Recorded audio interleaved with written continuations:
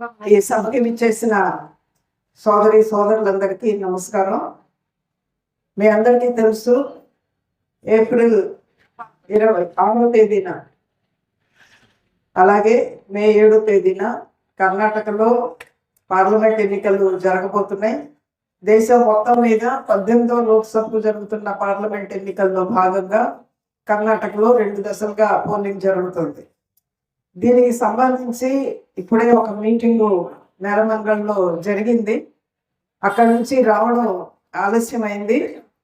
అందుకని నేను చాలా క్లుప్తంగా మాట్లాడతాను. ఎయిర్పోర్ట్కి వెళ్ళాల్సింది, మళ్ళీ తిరిగి వెళ్ళాల్సింది. ఎయిర్పోర్ట్కి నేను 7 గంటలకల్లా చేరాల్సింది.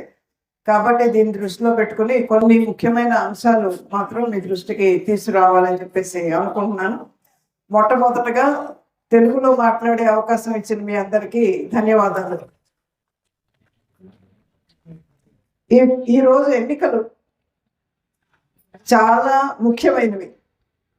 ఇది మన దేశంలో కష్టపడే ప్రజలకి, సామాన్య ప్రజానీకానికి, కార్మికులు కానివ్వండి, అసంఘటిత రంగంలో పనిచేస్తున్న కార్మికులు కానివ్వండి, సంఘటిత రంగంలో పరిశ్రమల్లో పనిచేస్తున్న కార్మికులు కానివ్వండి, రైతులు కానివ్వండి, వ్యవసాయ కార్మికులు కానివ్వండి, చిన్న చిన్న చేతి వృత్తులు చేసుకునే వాళ్ళు కానివ్వండి, లేదా చిన్న షాపులు పెట్టుకుని చిన్న వ్యాపారాలు అవి చేసుకునే వాళ్ళు కానివ్వండి, ప్రతి ఒక్కళ్ళకి కూడా ఈరోజు రాబోయే ఎన్నికలు మన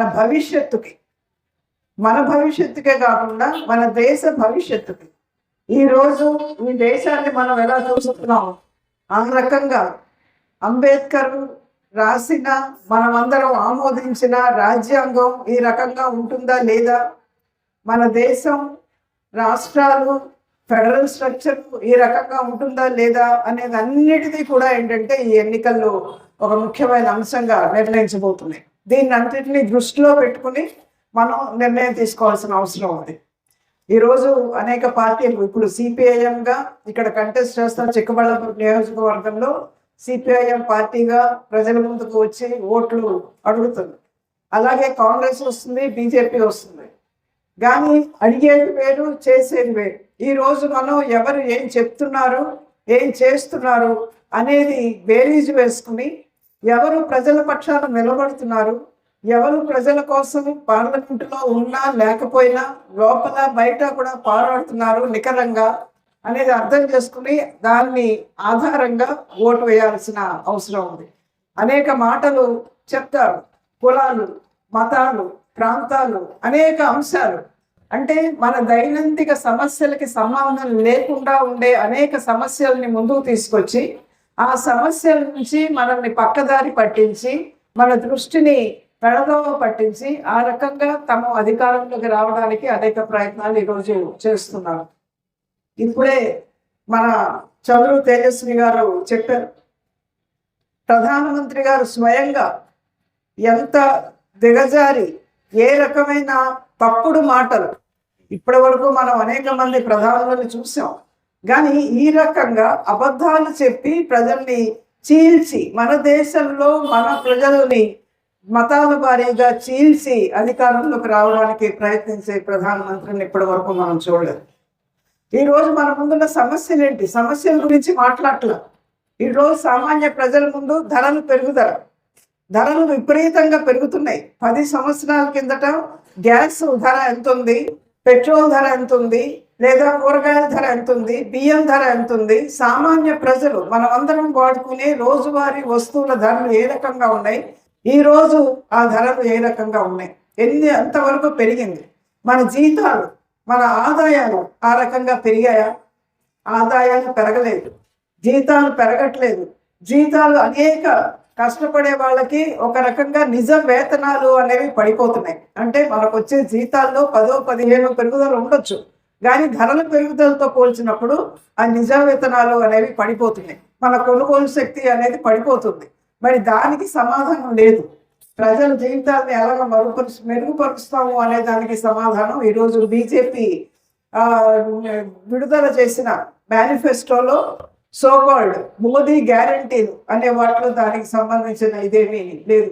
అంతకుముందు వాగ్దానం చేశారు, 2014లో ప్రతి సంవత్సరం 2 కోట్ల ఉద్యోగాలు ఇస్తాము అని చెప్పేసి వాగ్దానం చేశారు. ఈరోజు కొత్త ఉద్యోగాలు రాకపోగా ఉన్న ఉద్యోగాలు పోయినాయి.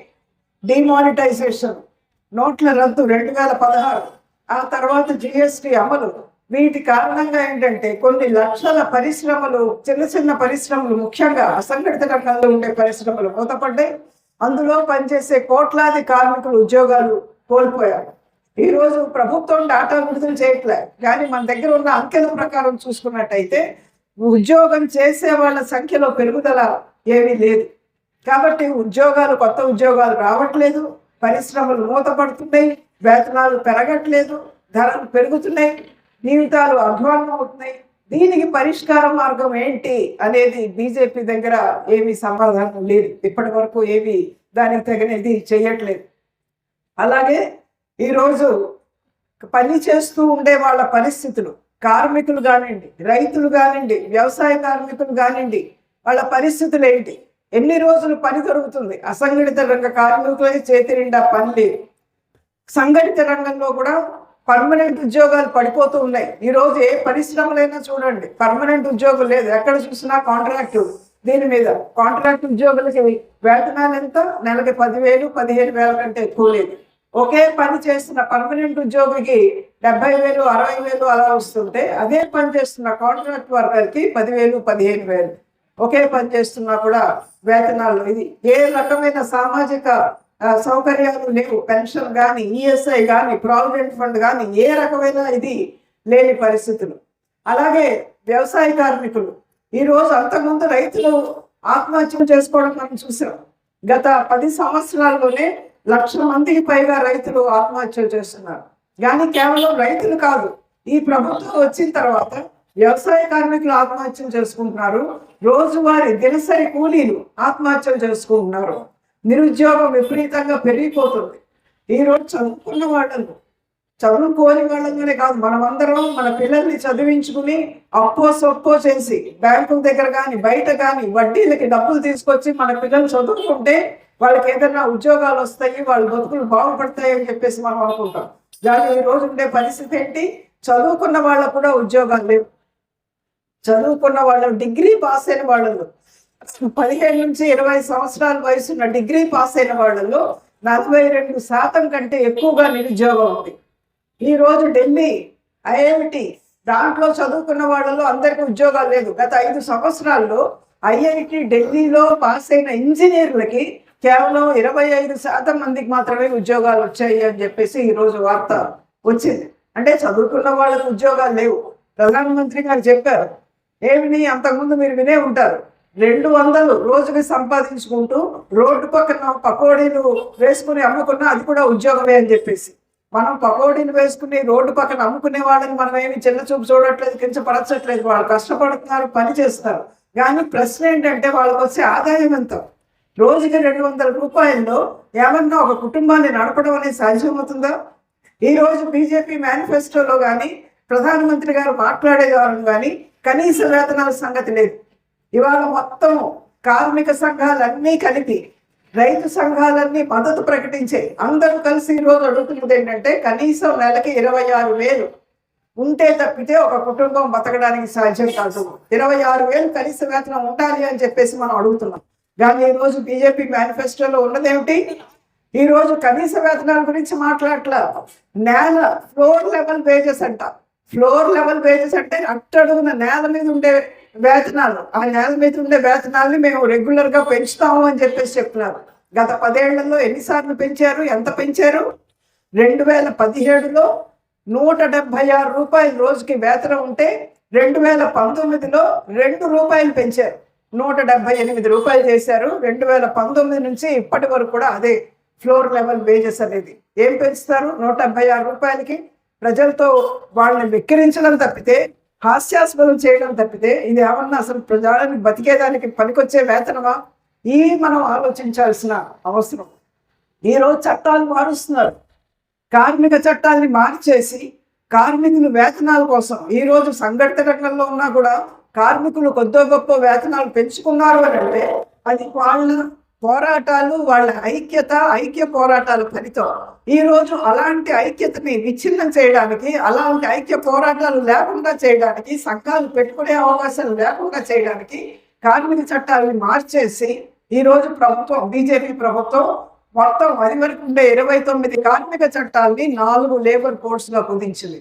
ఆ 4 లేబర్ కోడ్స్ అసలు పర్పస్ ఏంటి, వాటి లక్ష్యం ఏమిటి అని అంటే, కార్మికులు సంఘాలు పెట్టుకోకూడదు, సంఘాలు పెట్టుకొని పోరాటం చేయకూడదు, సంఘాలు పెట్టుకోవడం కష్టమైపోతుంది, అది వరకు ఉన్న అవకాశాలు ఉండవు, సంఘాలు పెట్టుకున్నా కూడా పోరాటాలు చేయడం, సమ్మెలోకి వెళ్ళడం దాదాపు అసాధ్యం అవుతుంది. అంటే ఒక రకంగా చెప్పుకోవాలంటే కార్మికులకు ఉండే ఒకే ఒక శక్తి మన ఐక్య పోరాటం.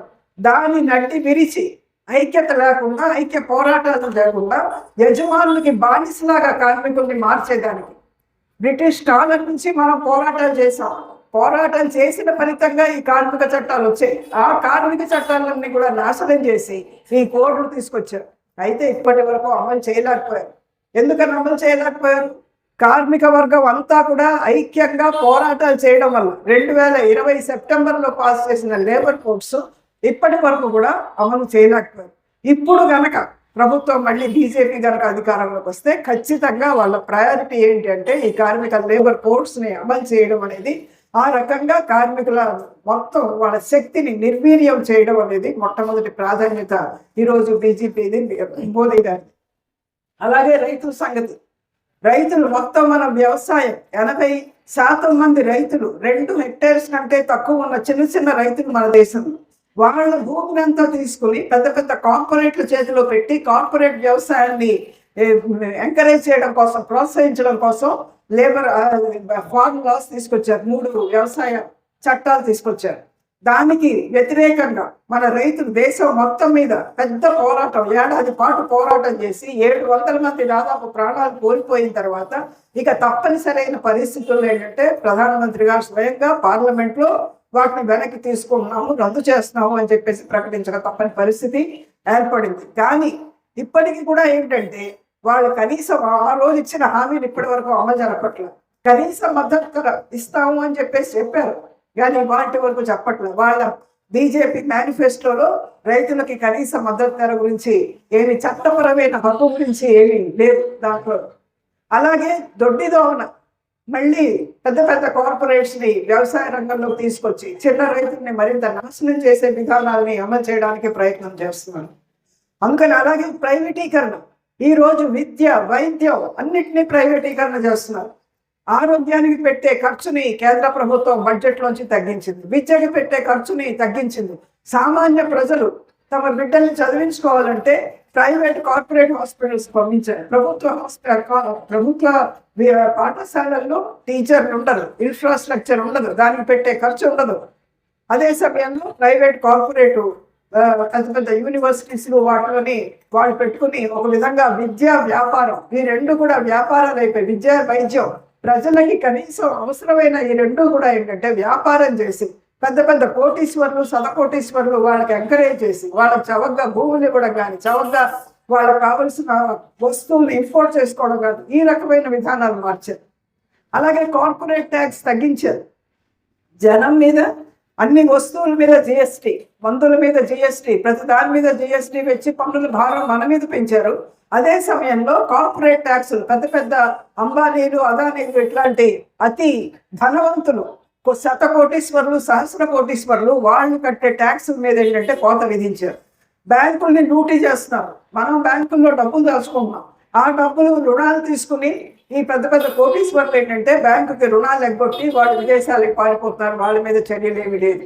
మోదీ గారు చెప్పారు, విదేశాల్లో దాచుకున్న ధనం అంతా తీసుకొచ్చి ప్రతి వాళ్ళ ఖాతాలో 15 లక్షలు ఇస్తాము అని చెప్పేసి.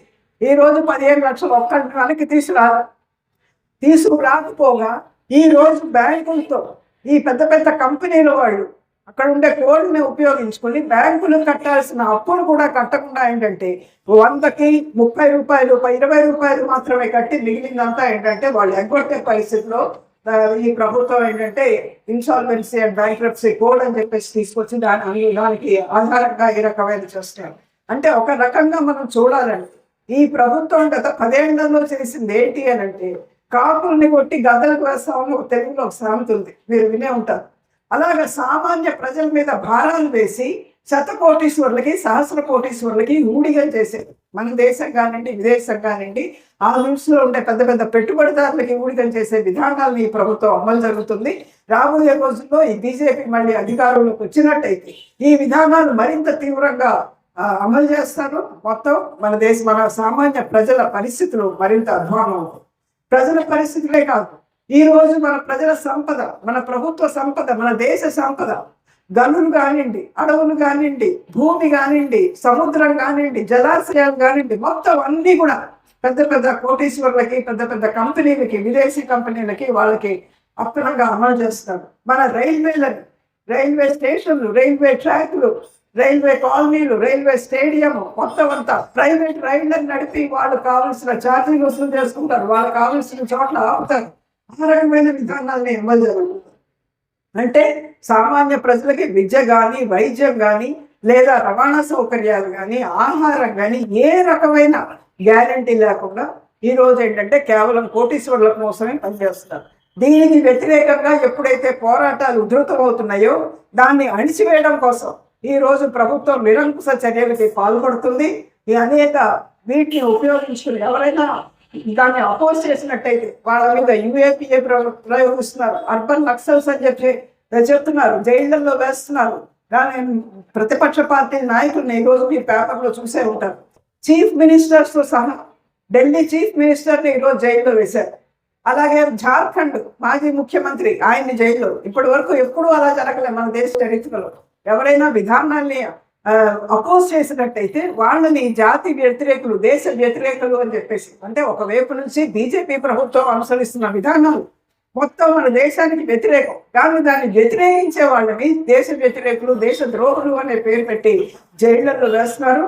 అంతేకాకుండా ప్రజల్ని మతం పేరు మీద, కులం పేరు మీద చీల్చి ఒక కులం వాళ్ళు ఇంకో కులం వాళ్ళు తగాదా, ముస్లింలు హిందువులు, హిందువులు క్రిస్టియన్స్ ముస్లిమ్స్, ఈ పేరు మీద సామాన్య ప్రజలు తగాదాలు పడుతుంటే ఏంటంటే వాళ్ళ విధానాలను అమలు చేసి కోటీశ్వరులు ఇచ్చేసి వాళ్ళ మొత్తం మన దేశంలో ఉండే ఎయిర్పోర్ట్లు, మన దేశంలో ఉండే ఓడరేవులు, మన దేశంలో ఉండే బొగ్గు గనులు, అలాగే ఇతర ఖనిజ వనరులు, ఇవన్నీ కూడా కొద్దిమంది ఒకళ్ళిద్దరు పెద్ద పెద్ద కార్పొరేట్స్కి, అదానికి, అంబానీకి, ఇట్లాంటి వాళ్ళకి అప్పచెప్తారు. వాళ్ళు తమ ఇష్టం వచ్చిన పద్ధతిలో వాటిని దోచుకుని ఈరోజు పర్యావరణం గురించి దిగులు లేదు.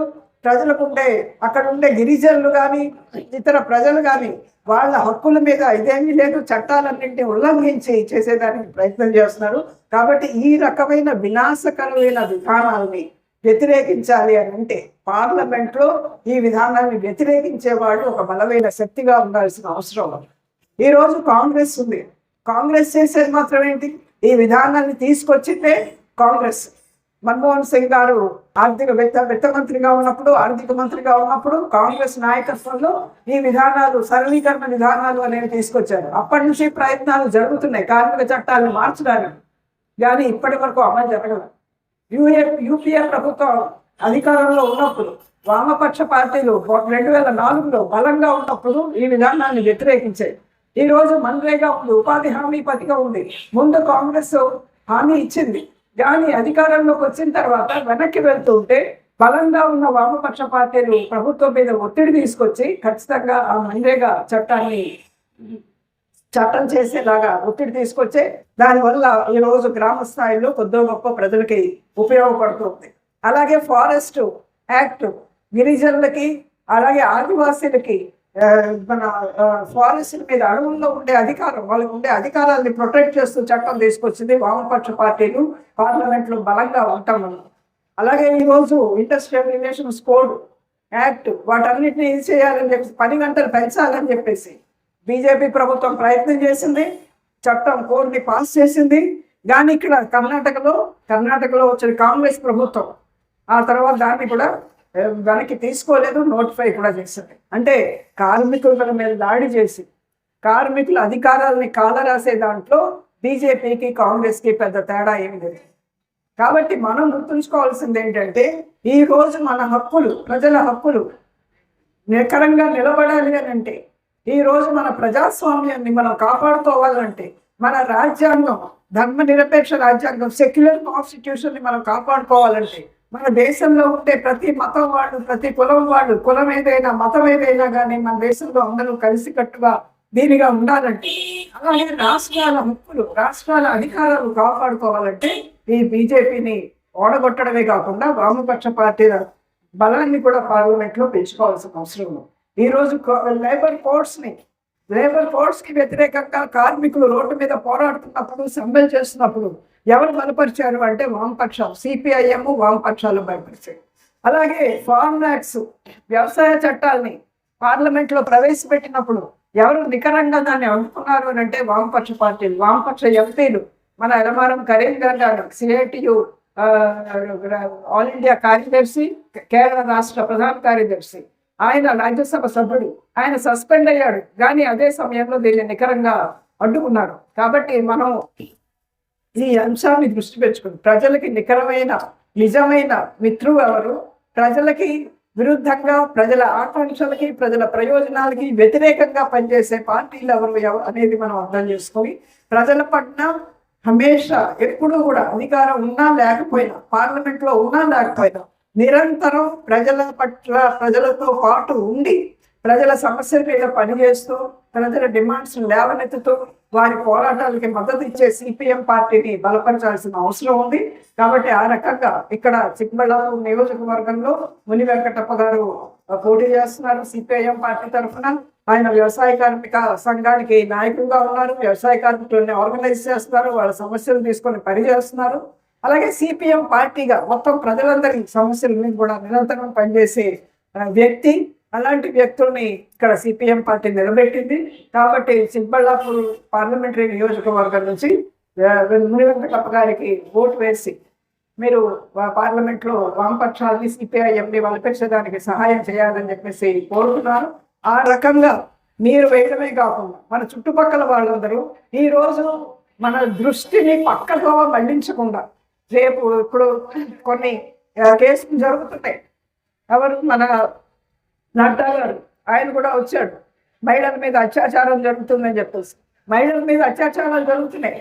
కానీ దానికి కూడా ఒక మతాన్ని మూసి, ఒక మతానికి సంబంధించిన మహిళ మీద అత్యాచారాలు జరిగితే రంగంలోకి దిగడం, ఇంకో మతం మీద మహిళ మీద అత్యాచారాలు జరిగితే దాన్ని పట్టించుకోకపోవడం అనేది కాకుండా ఈ రకంగా ప్రజలని దృష్టిని పక్కలో పెట్టించే శక్తుల నుంచి మనం కాపాడుకుంటూ పార్టీని బలపరచాలని కోరుతూ ఈ అవకాశం ఇచ్చిన మీ అందరికీ ధన్యవాదాలు.